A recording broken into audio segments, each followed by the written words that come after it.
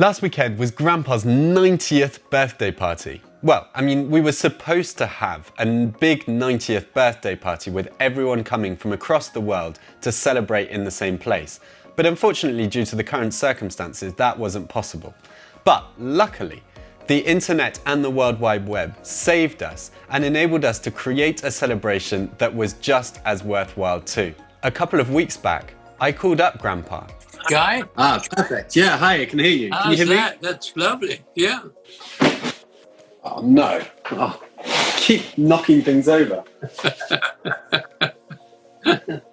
I'm glad to know it happened in the best circle. The best bit to me is that Grandpa was the one who actually organised that Zoom meeting. Anyway, I called Grandpa, well no, actually he called me to discuss an idea that I'd had and see whether he was up for it. So anyway, the idea is, oh no wait, let's let Grandpa explain what the idea is. I think your idea of getting older people to give a story or two that they remember from their youth is terribly important.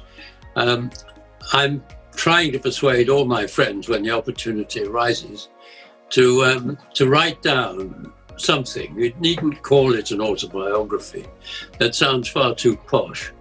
But to write down some memories of their parents or even their grandparents and what they've done in life, because I'm quite sure that future generations will bless them for it. I mean, otherwise things get forgotten, lost, and so I'm all for that. Fantastic. We agree with Grandpa that keeping a record in some way of these fantastic stories and telling them across generations is key to keeping these stories and history alive and also so interesting for the generations to come.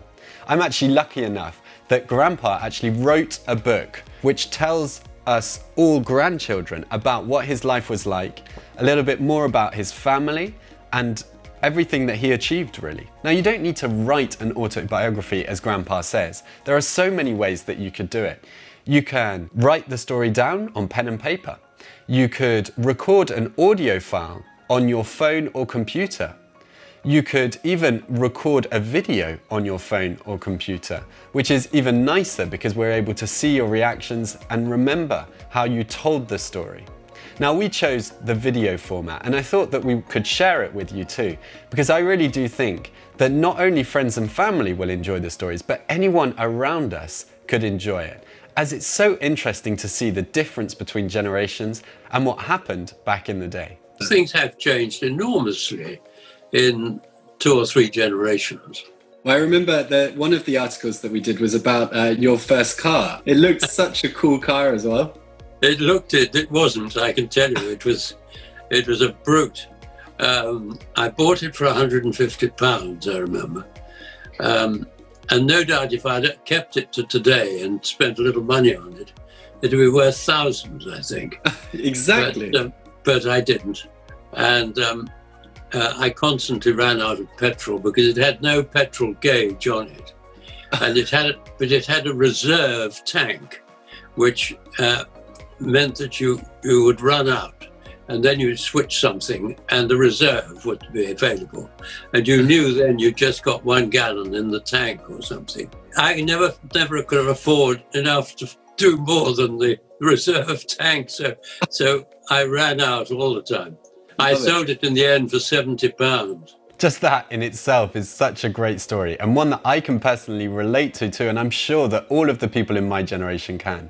If we didn't have a petrol gauge, I'm sure that we would be running out of petrol all of the time because we spend our time just making sure that we have enough petrol to get from point A to point B. But why don't we fill the whole petrol tank up? Well, clearly that hasn't changed across generations. I've got an amazing story written down in a typewriter and bound with ring binders of my great uncle who was a surgeon in the First World War. And he kept a diary. And it's a fascinating, I mean, it's not easy to read because it's only just sort of, I did this today. But 1 or 2 things really struck me. One time he said, we had a bad day today. I had to do, I think it was 11 operations in the morning, including an amputation or two. And then in the afternoon, we played cricket against the Grenadier Guards.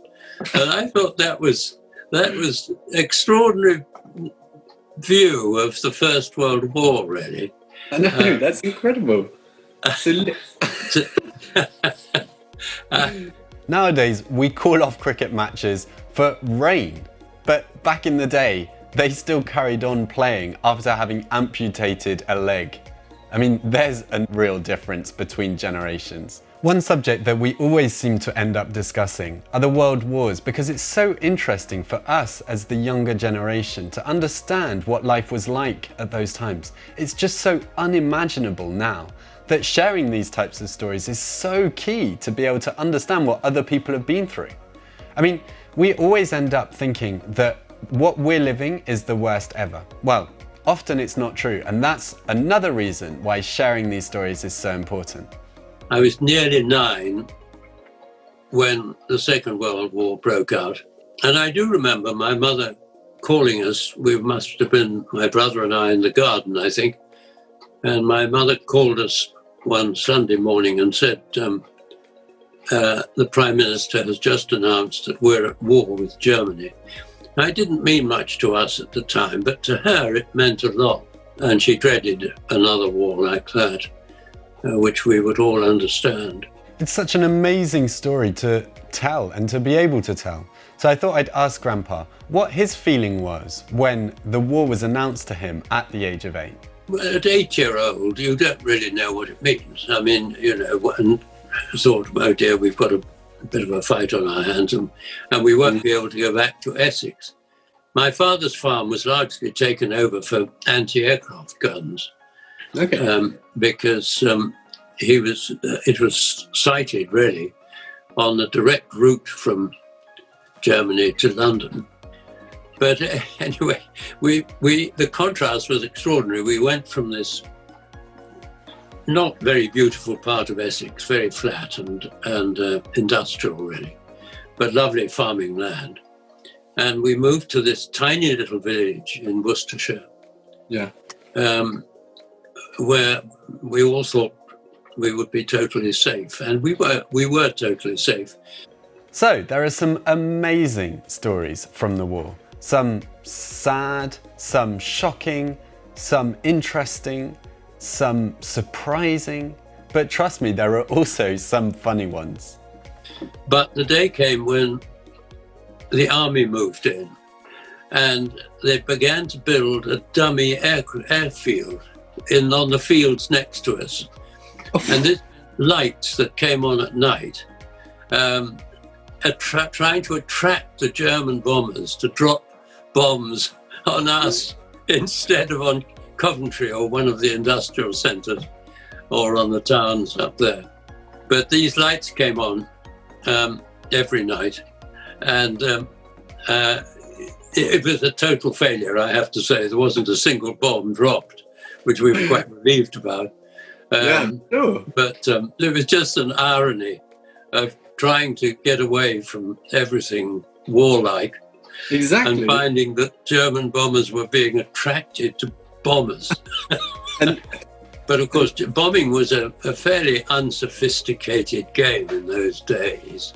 They didn't have all the modern techniques, and so huge numbers of bombers would come over. I remember seeing them. I was at boarding school near Bath, and I remember seeing them flying over. And I remember seeing Spitfires attacking them.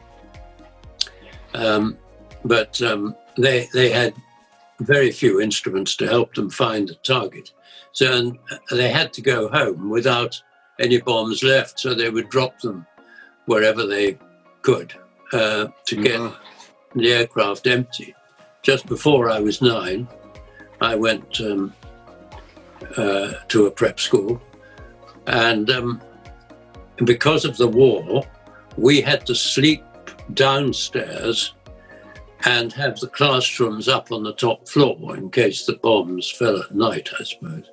Okay. And downstairs, these big rooms, which had been classrooms, had their ceilings propped up with pine trees. I mean, they were stripped pine. And that lovely smell of, you know what stripped pine smells, that sticky stuff that comes out of them. That I can still relate to that every time I smell it. Yeah, that's how we slept in the war. Wow. But then things began to ease, and my parents and my younger sister moved back to Essex. And my parents were in this farmhouse in Essex when a V1, one of the flying bombs, fell in the farmstead there. V1s were terrifying things because you could hear them coming, and then the engine stopped and they cut out, and you knew they were falling. And they were very big bombs. Well, I wasn't there, so I didn't hear it. I had heard it on other occasions, but I didn't hear it that time. Anyway, it blew the farmhouse, badly damaged the farmhouse in which my parents and my younger sister were living. But they were safe because they were in the cellar. And the cellar had a story because my grandfather, when he was farming there, your great-grandfather, your great-great-grandfather, had a prisoner of war camp for Germans on his farm, run by the army, of course. Yes. And he was asked if he'd got any work for them to do, because they were bored. And he got them to dig a cellar under his farmhouse. And it was the cellar dug by the German prisoners of war that saved my parents. Oh, I love it. The irony of that is brilliant. Yeah, that's an extraordinary fact. Your grandmother, my wife, Pat, as a child, remembers sleeping under the billiard table in their house, which was thought to be safe because it had a slate top. Good luck on that one. Yeah, if the V1 bomb hit the billiard table, I'm not sure that would. No, I don't think that would help. But if it fell nearby and blew the house to bits, it might be safe. There you have it, some snippets from my wonderful conversation with Grandpa. I cannot stress enough how important it is to share these stories across generations, so that not only they're not lost, but we also know about the experiences, know about our past and our history, and we can also relate back to them when we have our own experiences today. I just want to thank Grandpa again for the amazing book that he's left all of his grandchildren. If you have stories to tell, please do tell your friends and family or record them in whatever way you can. And if you wish to, I would love to hear from you so that we can have a conversation about these stories and maybe be able to share them with others like I've just done here too. The most important thing is to share these stories across generations, because no one will be able to live without history, ever. Happy birthday, Grandpa.